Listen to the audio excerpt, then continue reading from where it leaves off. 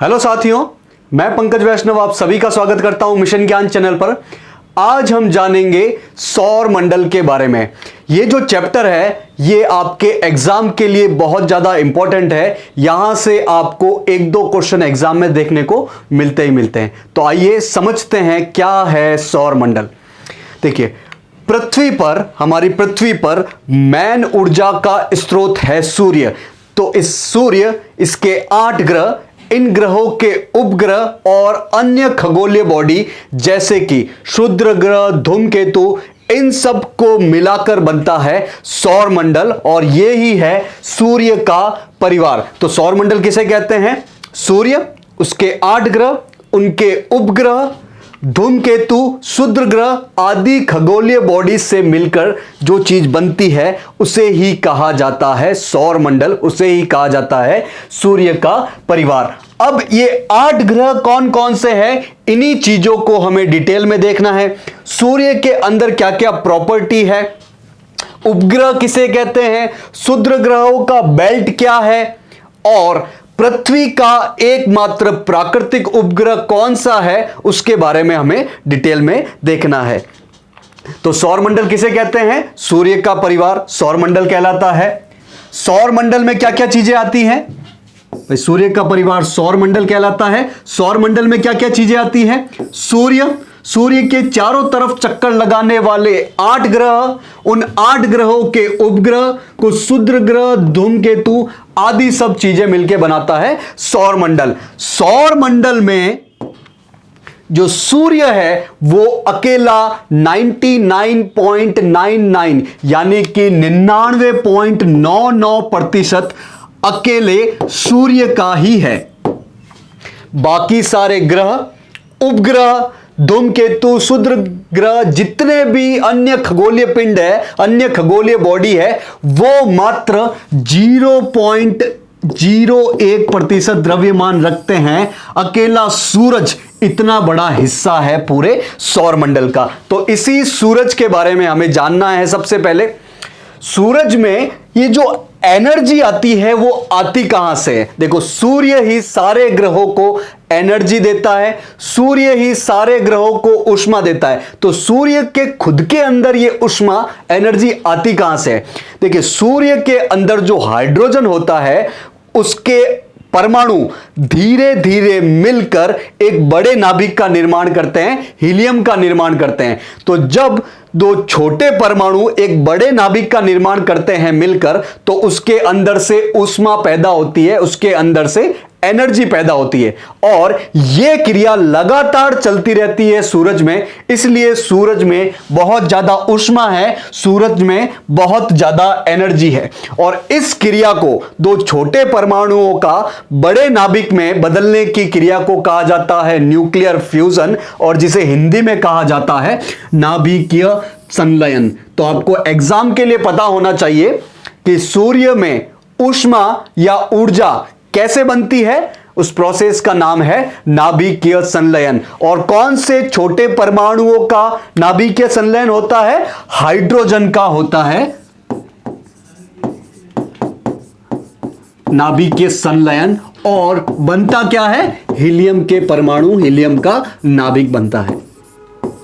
तो सूरज में हाइड्रोजन होता है, हीलियम भी होता है और साथ ही कुछ भारी तत्व भी होते हैं जैसे कि लिथियम, यूरेनियम। सबसे ज्यादा पाया जाता है हाइड्रोजन, करीब 71%। उसके बाद हीलियम, चूंकि हाइड्रोजन लगातार हीलियम में बदल रहा है, और इसके बाद 2.5% ये अन्य भारी तत्व पाए जाते हैं। तो एग्जाम के लिए हमें याद रखना है कि सबसे ज्यादा हाइड्रोजन पाया जाता है, करीब 71%। सूर्य की बात कर रहे हैं हम। अब आते हैं हम ग्रहों पे। ग्रह क्या होते हैं भाई? सूर्य से निकले अन्य खगोलीय पिंड जिनका अपना गुरुत्वाकर्षण बल होता है, जो सूर्य के चारों तरफ चक्कर लगाते हैं और इनको ऊर्जा और ऊष्मा कहां से मिलती है? सूर्य से ही मिलती है। तो इन खगोलीय पिंडों को कहा जाता है ग्रह।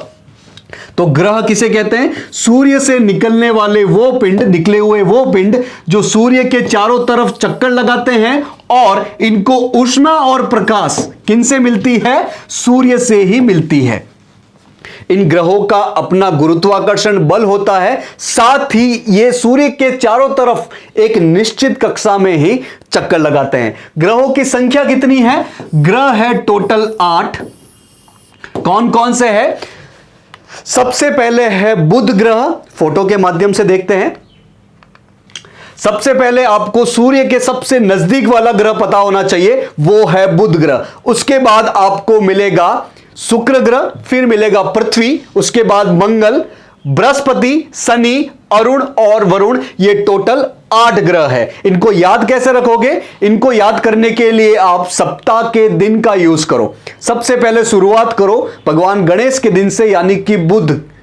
तो बुध ग्रह सूर्य के सबसे नजदीक है। उसके बाद एक एक वार को छोड़ते जाना है, सप्ताह के एक एक वार को छोड़ते जाना है। तो बुध के बाद बृहस्पति नहीं आएगा, गुरु नहीं आएगा, बल्कि आएगा शुक्र। शुक्र के बाद शनि नहीं आएगा, बल्कि आएगा रवि। लेकिन रवि तो खुद सूर्य है, तो रवि की जगह आपको बोलना है पृथ्वी। तो ऐसे ही आपको कूद कूदते चलना है। बुध, उसके बाद शुक्र, फिर पृथ्वी, मंगल, बृहस्पति, शनि और लास्ट में अरुण और वरुण। तो ये टोटल 8 ग्रह है जो कि सूर्य से बढ़ती दूरी के क्रम में है। सबसे नजदीक कौन सा है? बुध ग्रह है। और सबसे दूर कौन सा है? ये वरुण ग्रह है। इनमें सबसे बड़ा ग्रह कौन सा है? तो सबसे बड़ा ग्रह आपको मिलेगा ये बृहस्पति, जिसे हम गुरु भी कहते हैं। तो ये सबका गुरु है, सबसे बड़ा ग्रह है। उसके बाद शनि का नंबर आएगा, उसके बाद अरुण और फिर वरुण। तो सबसे बड़ा ये, दूसरे नंबर पे ये, तीसरे नंबर पे अरुण और चौथे नंबर पे वरुण। तो ये 4 हो गए। उसके बाद आपको पृथ्वी मिलेगी, 5वें नंबर पे पृथ्वी, 6ठे नंबर पे शुक्र, 7वें पे मंगल और 8वें पे सबसे छोटा ग्रह है बुध ग्रह, जो कि सूर्य के सबसे नजदीक ग्रह भी है।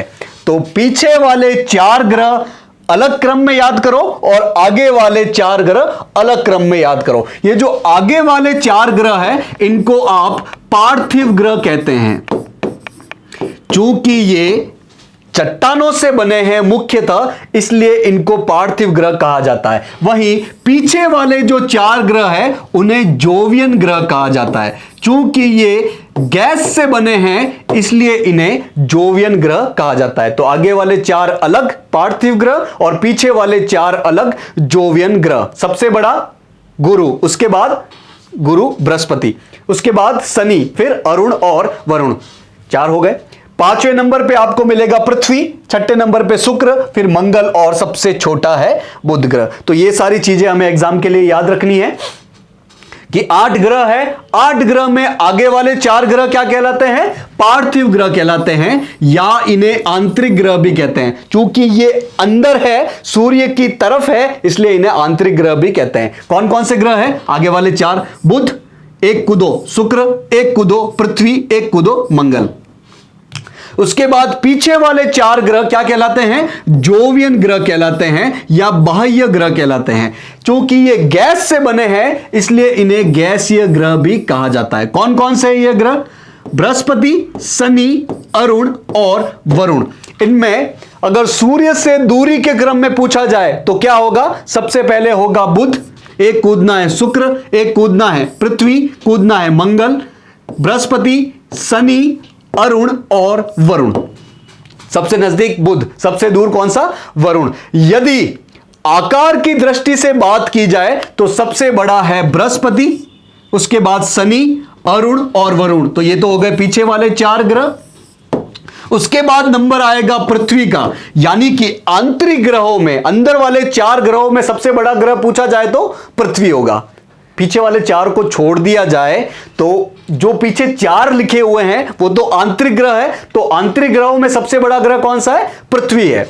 तो पृथ्वी के बाद नंबर आएगा शुक्र का, उसके बाद मंगल और सबसे छोटा ग्रह है बुध। सबसे बड़ा पूछा जाए तो बृहस्पति, सबसे छोटा पूछा जाए तो बुध, और आंतरिक ग्रहों में सबसे बड़ा पूछा जाए तो हमारा ग्रह पृथ्वी है।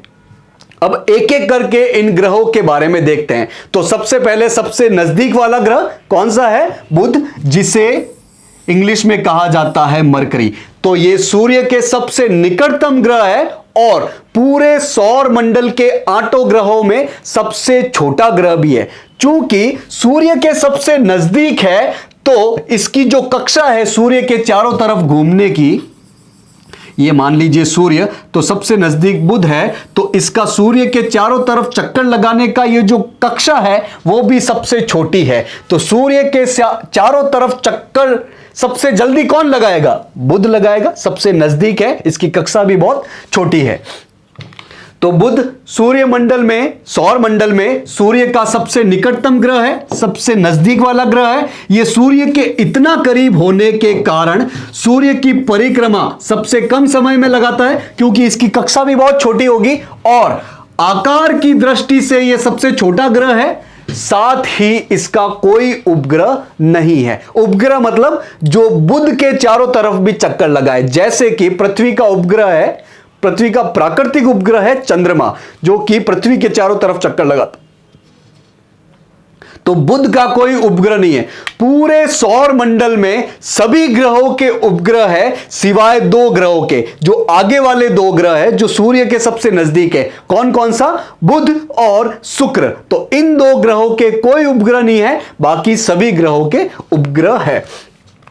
बुध का कोई वायुमंडल नहीं है, इसके चारों तरफ कोई वायुमंडल नहीं है, इसलिए जब इसका तापमान बढ़ता है तो बहुत ज्यादा बढ़ जाता है और जब इसका तापमान बहुत कम होता है तो बहुत ज्यादा कम हो जाता है। चूंकि तापमान बढ़ता है तो बहुत ज्यादा और कम होता है तो बहुत कम, इसलिए तापमान के बीच का अंतर बहुत ज्यादा रहता है। तो चूंकि इसका वायुमंडल नहीं है इसलिए इसका तापांतर बहुत ज्यादा होता है और अधिकतम तापमान कितना होता है? करीब 467 डिग्री सेल्सियस और सबसे कम तापमान करीब -170 डिग्री सेल्सियस। हालांकि आपको ये तापमान के आंकड़े याद नहीं रखने हैं, इतना सा याद रखना है कि बुध ग्रह पे कोई वायुमंडल नहीं है, इस कारण बुध का तापांतर बहुत ज्यादा है।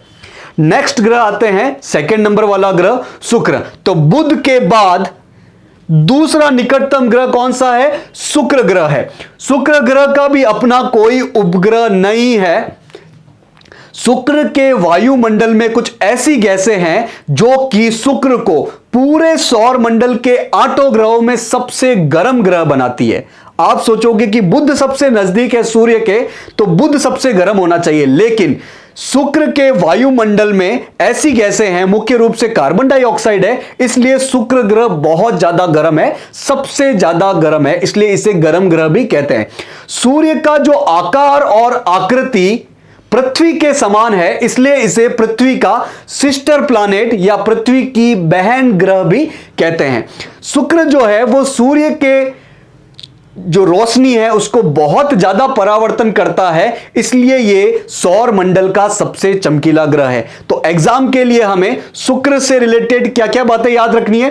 भाई एक चीज आपको बता देता हूं कि शुक्र से रिलेटेड सबसे ज्यादा क्वेश्चन हमें एग्जाम में देखने को मिलते हैं, क्योंकि शुक्र से रिलेटेड बहुत सारे फैक्ट है, इसलिए इससे क्वेश्चन भी बहुत ज्यादा बनते हैं।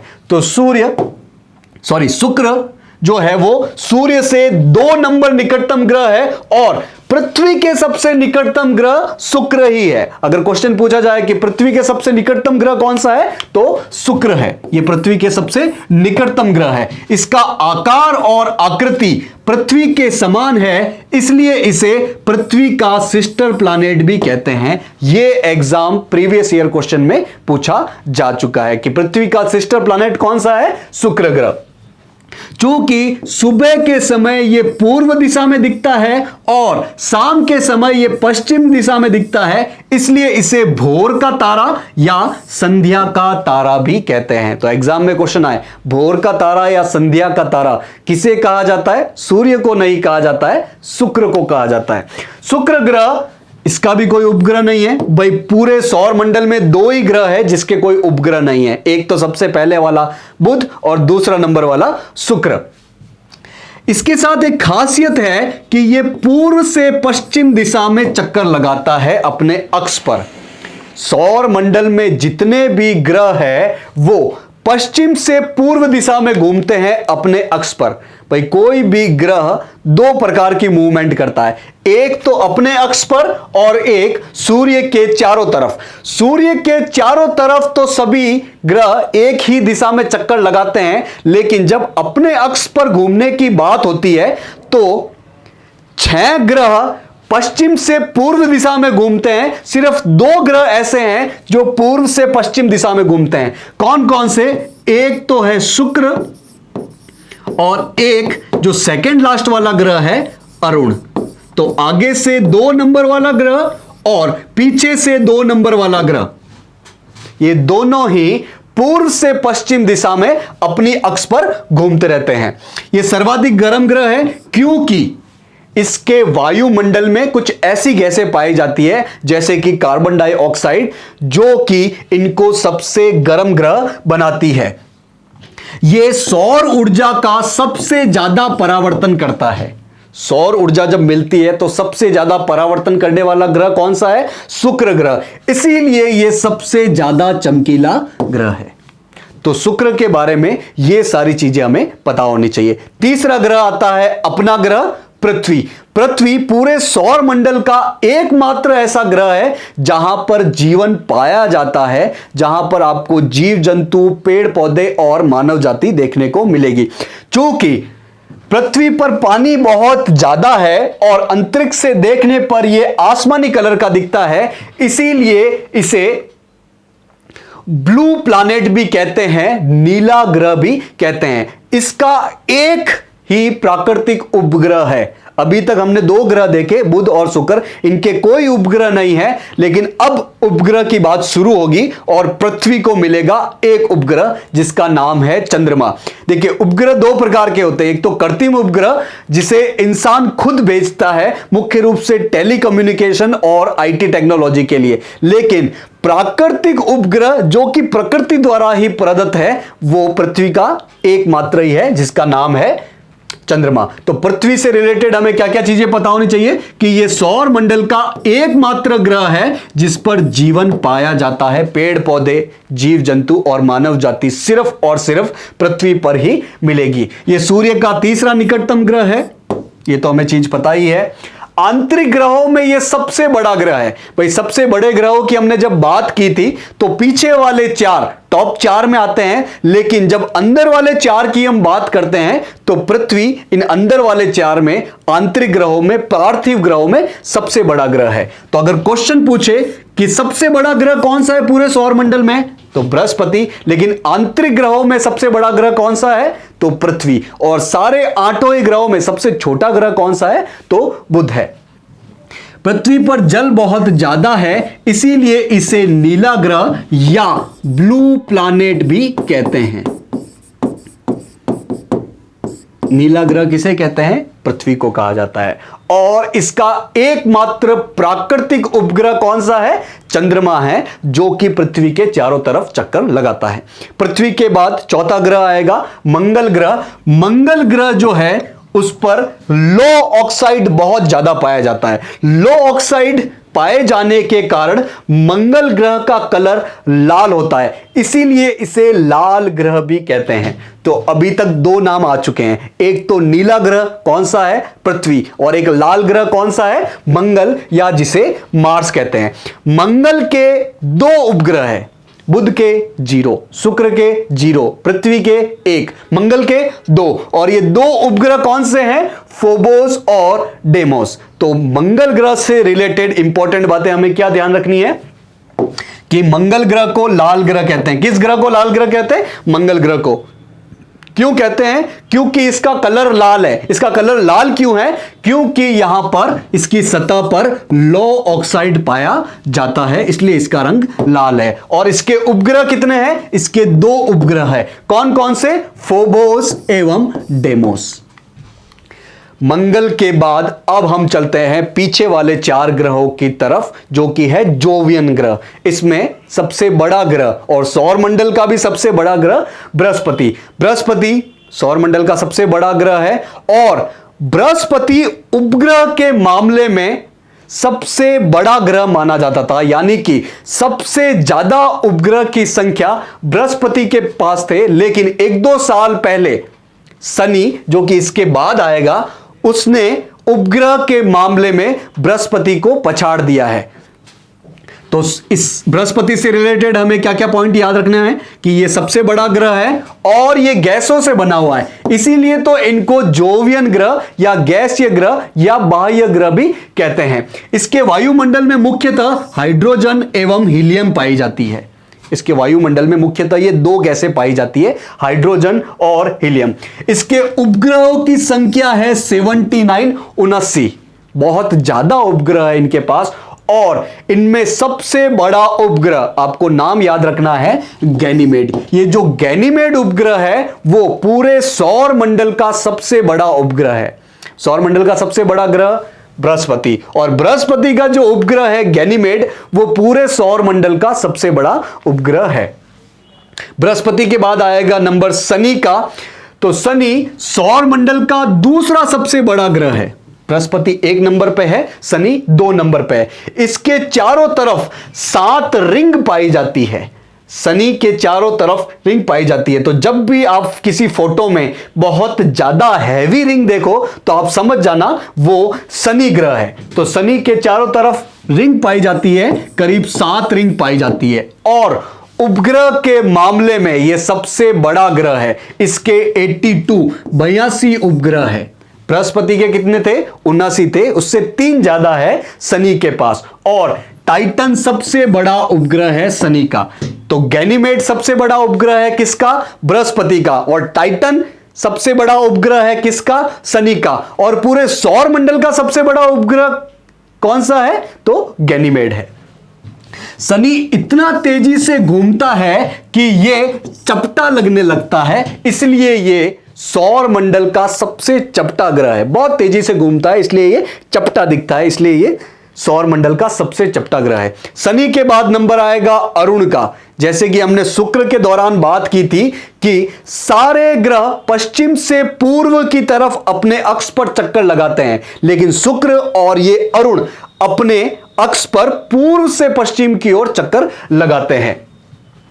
अरुण का कलर हरा होता है क्योंकि इस पर मीथेन गैस बहुत ज्यादा पाई जाती है। तो हरा ग्रह कहो, कौन सा ग्रह कहलाएगा? ये अरुण कहलाएगा। लाल ग्रह कौन सा है? मंगल। नीला ग्रह कौन सा है? पृथ्वी। हरा ग्रह कौन सा है? अरुण। क्यों? क्योंकि यहां पर मीथेन गैस बहुत ज्यादा पाई जाती है। यह सूर्य की तरफ बहुत ज्यादा झुका हुआ है, इस कारण यह लेटा हुआ महसूस होता है। सभी लोग धीरे थोड़े थोड़े सभी झुके हुए हैं, लेकिन सबसे ज्यादा ये अरुण झुका हुआ है, इसलिए ये लेटा हुआ महसूस होता है, इसलिए इसे लेटा हुआ ग्रह भी कहते हैं। तो लेटा हुआ ग्रह कौन सा है? अरुण। टाइटेनिया अरुण का सबसे बड़ा उपग्रह है। तो टाइटेनिया किसका उपग्रह है? अरुण का। और अरुण का सबसे बड़ा उपग्रह कौन सा है? टाइटेनिया। अरुण के बाद नंबर आएगा सबसे लास्ट ग्रह का, वरुण। तो यह सूर्य से दूरी के मामले में सबसे दूर स्थित ग्रह है। 8 ग्रह है, 8वें नंबर पे कौन सा है? वरुण। तो यह सूर्य से अधिकतम दूरी पर है। अब चूंकि सूर्य से अधिकतम दूरी पर है तो इसको सूर्य की प्रकाश और उष्मा सबसे कम मिल रही होगी, इसलिए यह सौर मंडल का सबसे ठंडा ग्रह है।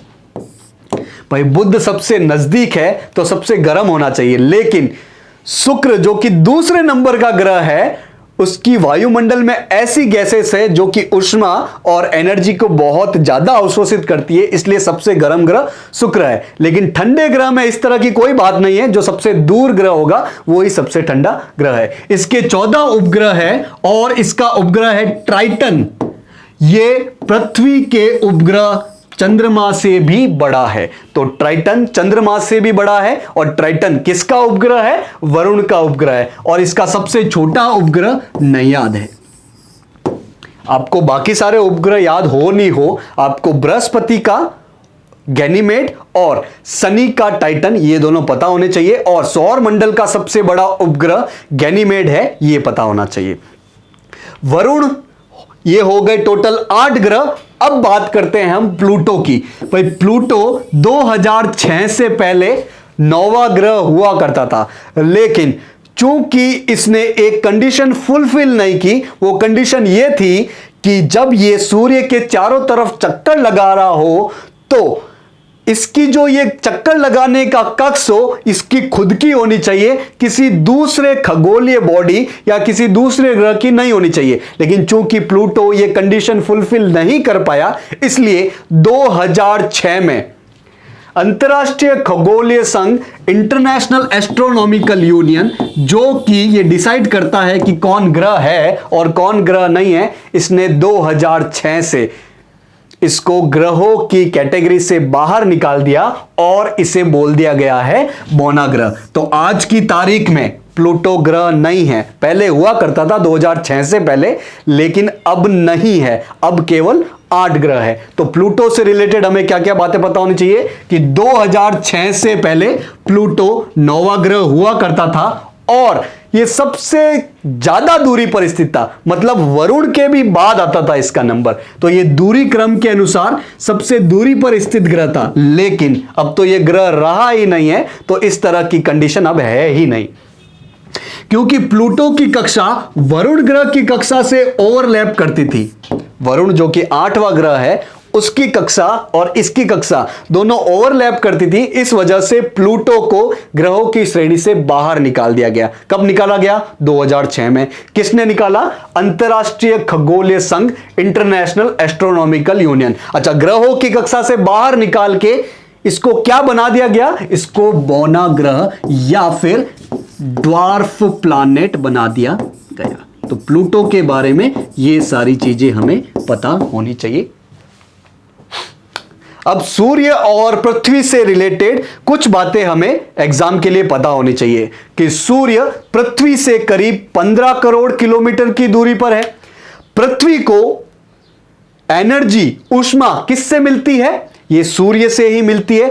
सूर्य पृथ्वी से आकार में कितना बड़ा है? ये आकार में 100 गुना से भी बड़ा है, लगभग 109 गुना बड़ा है।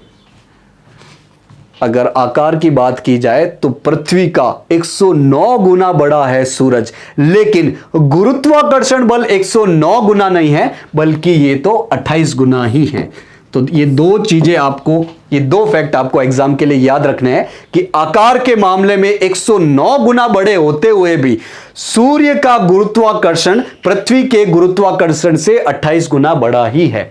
सूर्य से पृथ्वी की दूरी कितनी है? करीब 15 करोड़ किलोमीटर। और सूर्य से जब पृथ्वी को रोशनी मिलती है तो सूर्य से शुरू होकर पृथ्वी तक पहुंचने में उसे समय कितना लगता है? करीब 8 मिनट और 16 सेकंड। 8 मिनट और 16 सेकंड, ऐसे आप याद कर लो, 816। सूर्य के बाद पृथ्वी से सबसे निकटतम तारा प्रॉक्सिमा सेंचुरी है। सूर्य जो है वो एक तारा है। सर क्या बात कर रहे हो?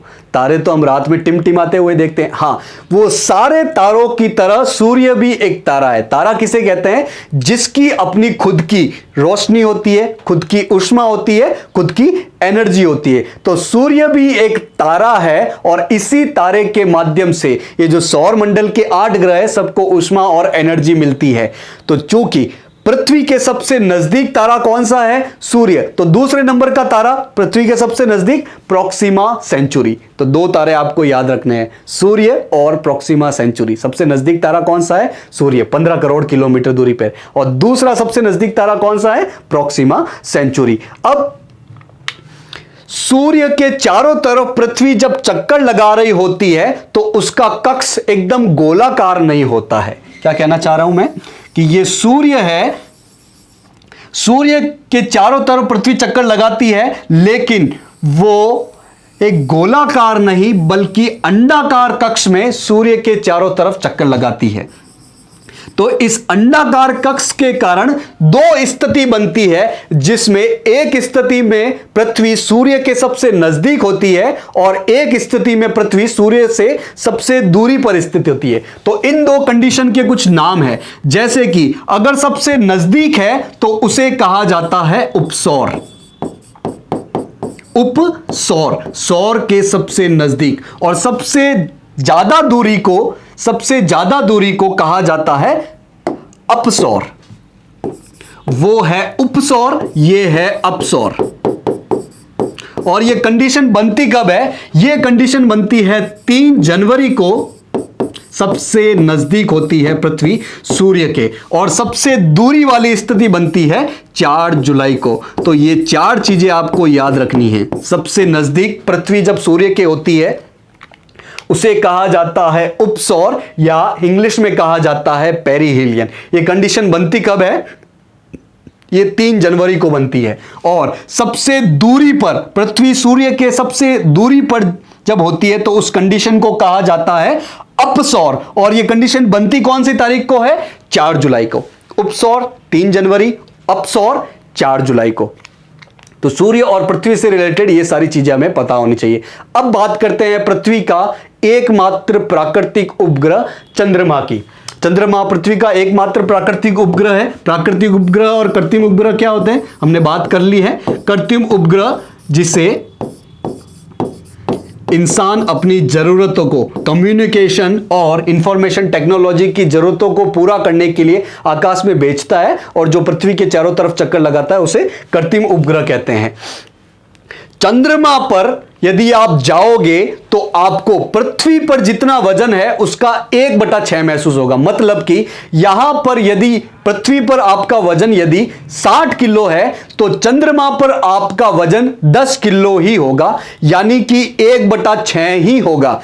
इसका कारण यह है कि चंद्रमा पर पृथ्वी के गुरुत्वाकर्षण बल का 1/6 ही है। यह फैक्ट आपको एग्जाम के लिए याद रखना है कि चंद्रमा पर पृथ्वी के गुरुत्वाकर्षण बल का 1/6 ही है। चंद्रमा पर गुरुत्वाकर्षण पृथ्वी के गुरुत्वाकर्षण से 1/6 ही है। एक इंटरेस्टिंग फैक्ट है कि चंद्रमा पृथ्वी के चारों तरफ चक्कर लगा रहा है, और साथ ही चंद्रमा अपने अक्ष पर भी चारों तरफ घूम रहा है। तो 2 प्रकार के चक्कर लगाता है चंद्रमा। इसी प्रकार सारे ग्रह भी इसी तरह के चक्कर लगाते हैं। चंद्रमा के साथ इंटरेस्टिंग फैक्ट यह है कि जब यह अपने अक्ष पर घूम रहा होता है तो 27 दिन और 6 घंटे में यह पूरा चक्कर लगाता है। वहीं जब यह पृथ्वी के चारों तरफ चक्कर लगाता है तब भी इतना ही समय लगाता है। खुद की धुरी पर चक्कर लगाने में और पृथ्वी के चारों तरफ चक्कर लगाने में दोनों बराबर समय लेता है। इसलिए जब भी हम पृथ्वी से चंद्रमा को देखते हैं तो हमें हमेशा एक फेस ही दिखता है, उसका एक चेहरा ही देखते हैं।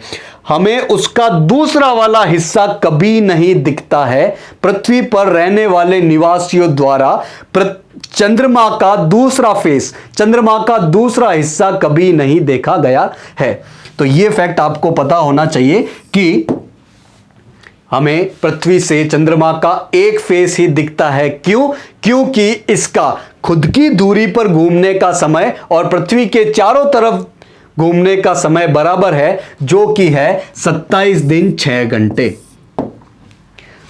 पृथ्वी और चंद्रमा की दूरी हमें पता होनी चाहिए, करीब 3,84,365 किलोमीटर है। 3,84,365। और सूर्य और पृथ्वी से दूरी कितनी है? यह करीब 15 करोड़ किलोमीटर है। सूर्य से पृथ्वी 15 किलोमीटर, चंद्रमा से पृथ्वी करीब 3,84,000 किलोमीटर।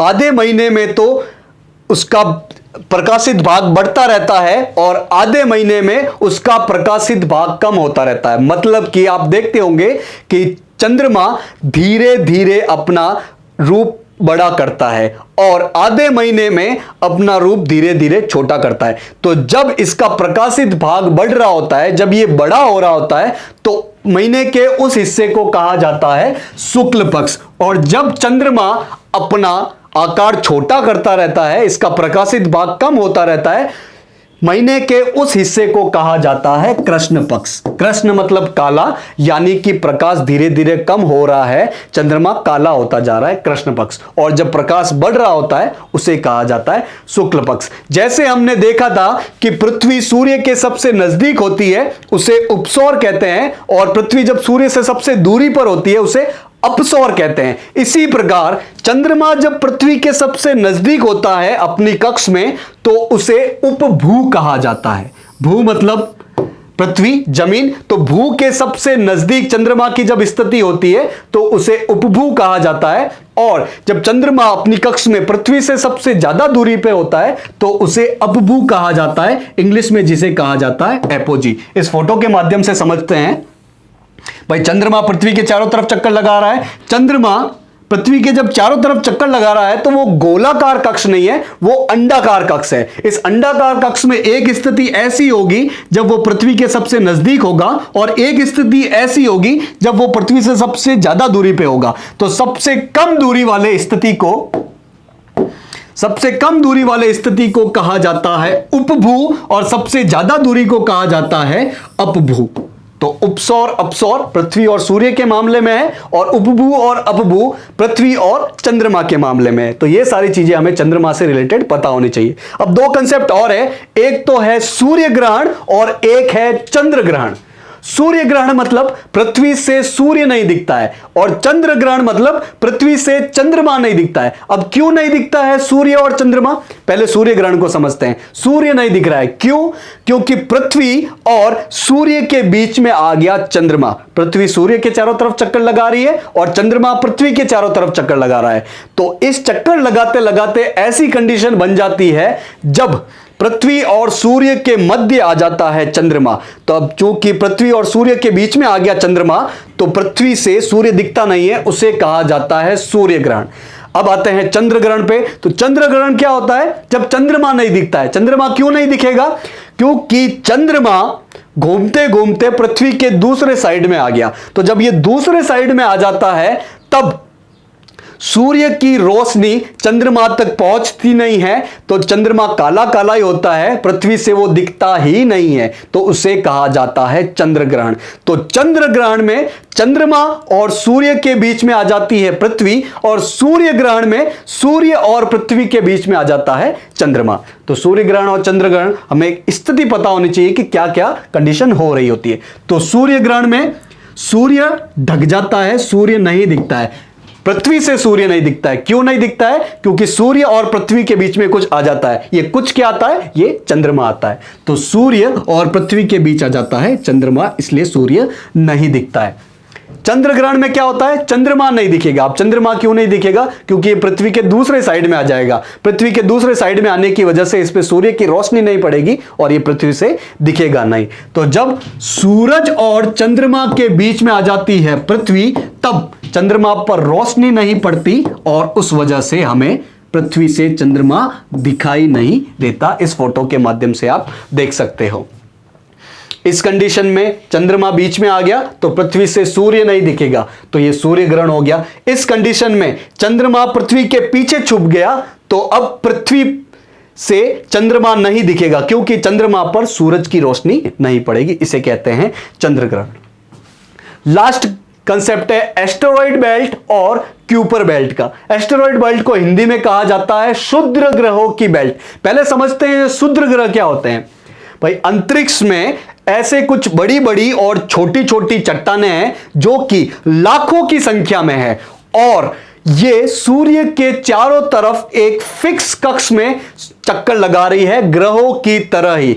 तो इस प्रकार की बेल्ट, ऐसे लाखों क्षुद्र ग्रह जब मंगल और बृहस्पति के बीच में चक्कर लगा रहे हैं, तो उस कंडीशन को कहा जा रहा है एस्टेरॉयड बेल्ट या क्षुद्र ग्रहों की बेल्ट। और इसी प्रकार के ऑब्जेक्ट जब प्लूटो के भी बाहर सूर्य के चारों तरफ चक्कर लगा रहे हैं तो उसे कहा जाता है क्यूपर बेल्ट। फोटो के माध्यम से समझते हैं।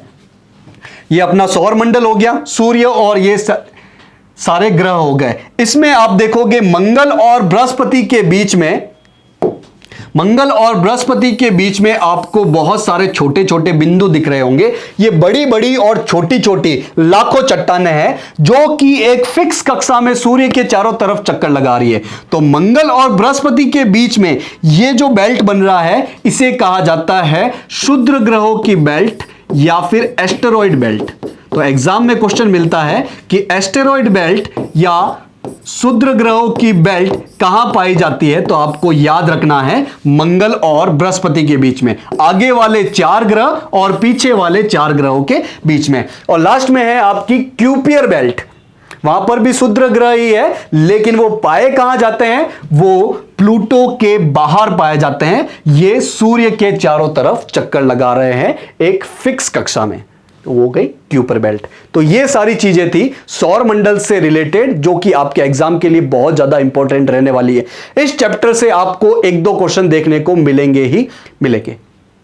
तो आशा है कि आज का लेक्चर आपको समझ में आया होगा। मिशन ज्ञान की ई कक्षा से जुड़ने के लिए आप सभी लोगों का बहुत बहुत धन्यवाद।